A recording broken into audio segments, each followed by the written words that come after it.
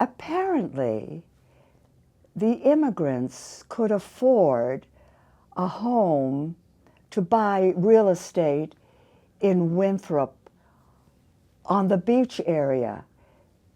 This was where the immigrants, so there must have been something about the real estate, which is so odd now, because now beachfront, waterfront, but it wasn't then. In the 1920s, it wasn't. This was, oh, it was near a railroad. The railroad ran in back of my home. I was born in Boston, but they lived in Winthrop. I was brought my whole life in Winthrop. My whole life was in Winthrop.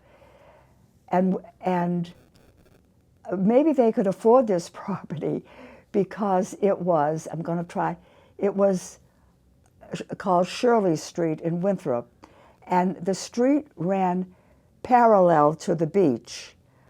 But the beach was slightly up a paved street, and the street that ran right along the ocean front, I think, was called Ocean Avenue.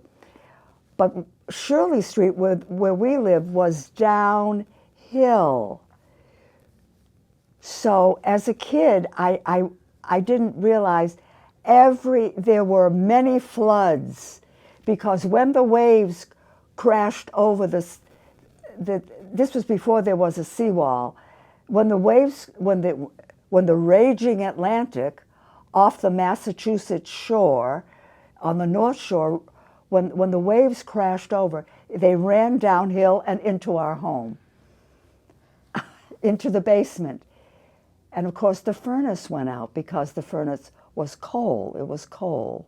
We had to shoot, and I was too young to appreciate the hardship of my father having to start to get rid of the water. It must have been very hard, yeah. But the non-Jews, the Goyim, did not live there. They lived in Winthrop Center.